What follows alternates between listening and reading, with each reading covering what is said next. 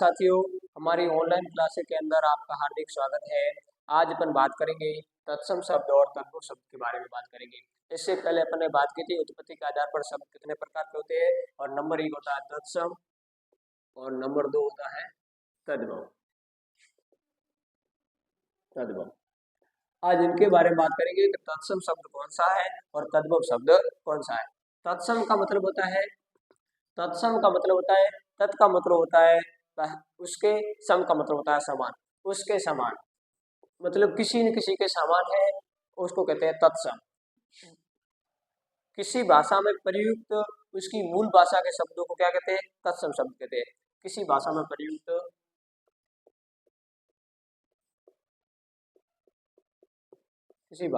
प्रयुक्त उसकी मूल भाषा के शब्दों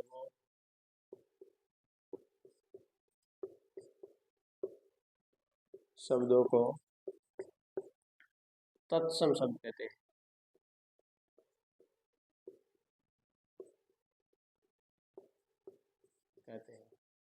इसका अर्थ होता है उसके समान। इनका अर्थ होता है उसके समान, अर्थात अब हिंदी भाषा की जो मूल भाषा है वो है संस्कृत, तो इसका हो जाएगा संस्कृत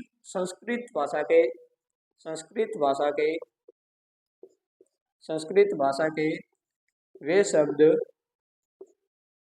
जो हिंदी भाषा में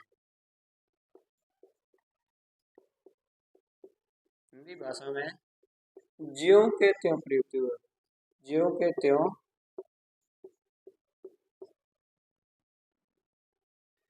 के त्यों प्रयुक्त हुए,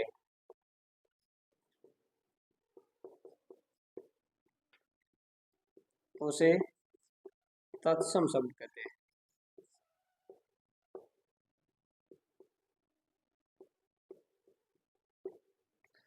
अब जो हिंदी भाषा के जो शब्द थे वैसे के वैसे, जो संस्कृत भाषा के शब्द थे वैसे के वैसे हिंदी भाषा में प्रयुक्त हुए हैं, उनको तत्सम शब्द कहते हैं। अब जो उनकी परिभाषा होगी तद्भव की होगी, इसकी विपरीत होती है। जो हिंदी भाषा संस्कृत भाषा के जो शब्द संस्कृत भाषा के वे शब्द जो हिंदी भाषा में आते आते उनका रूप परिवर्तित हो गया। संस्कृत भाषा के वे शब्द जो हिंदी भाषा में आते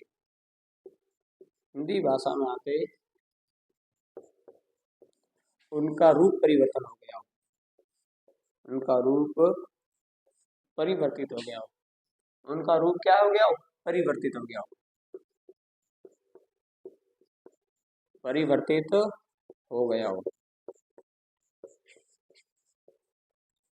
और उसे क्या कहते हैं? तद्भव शब्द कहते हैं।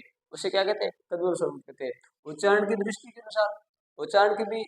अनुसार सुविधा अनुसार प्रयुक्त की गई है, वो होते हैं तद्भव शब्द। जो उच्चारण की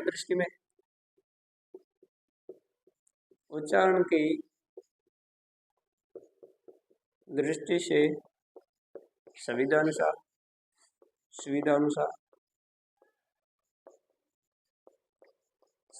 प्रयुक्त हुए।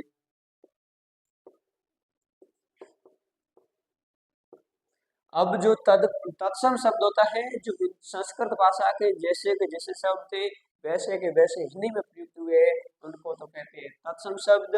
तद्भव शब्द है जो है तो संस्कृत भाषा के, लेकिन जैसे जैसे जैसे हिंदी में आए तो उनका रूप क्या हो गया? परिवर्तित हो गया। उनको कहते हैं तद्भव शब्द। अब इनके बारे में अपन बात करेंगे, इनकी पहचान कैसे करेंगे, अपन को कैसे पता चलेगा कि ये तत्सम शब्द है या तद्भव है। अब उनके लिए पहचान के लिए अपन को झट से पता चल जाएगा कि इसके अंदर क्या है? तत्सम है, और अधिकतर इसके अंदर क्या है? तद्भव शब्द। तत्सम शब्द होते हैं, जो तत्सम शब्द होते हैं वो हमेशा संयुक्त अक्षर वाले व्यंजनों से बनते हैं। जो संयुक्त अक्षर वाले व्यंजन होते हैं, संयुक्त अक्षर वाले तत्सम शब्द होते हैं संयुक्ताक्षर वर्ण। संयुक्ताक्षर वर्ण होते हैं क्ष, त्र, ज्ञ और स्वर। इनसे संयुक्ताक्षर जो वर्ण होते हैं उनसे जिन जिन शब्दों के अंदर ये संयुक्ताक्षर वर्ण आ जाते हैं वो क्या होते हैं? तत्सम होते हैं। वो क्या होते हैं? तत्सम होते हैं। और उनके बाद में अनुस्वार वाले, कौन? अनुस्वार वाले, अनुस्वार वाले वर्ण, अनुस्वार वाले वर्ण वो भी क्या होते हैं? वो भी तत्सम शब्द होते हैं। और जो री वाले होते हैं, री के प्रयोग से बनने वाले शब्द हमेशा क्या होंगे? तत्सम होंगे। री के प्रयोग से बने शब्द हमेशा क्या होंगे?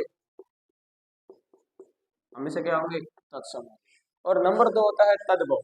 तद्भव शब्द के अंदर क्या होते हैं? अनुनासिक वाले, अनुनासिक,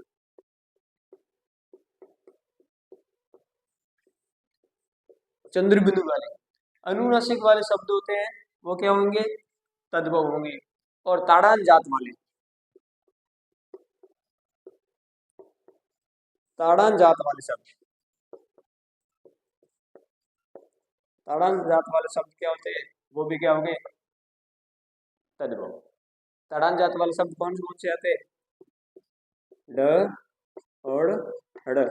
ये जो ढ और ढ़ वाले शब्द होते हैं ये हमेशा जिस शब्द के अंदर ढ और ढ़ आ गया वो हमेशा तद्भव होगा। और जिस शब्द के अंदर चंद्र बिंदु आ रहा है वो सीधा शब्द क्या होगा? तद्भव होगा। क्षत्र, से जो बनने वाले शब्द होते हैं वो तत्सम होंगे।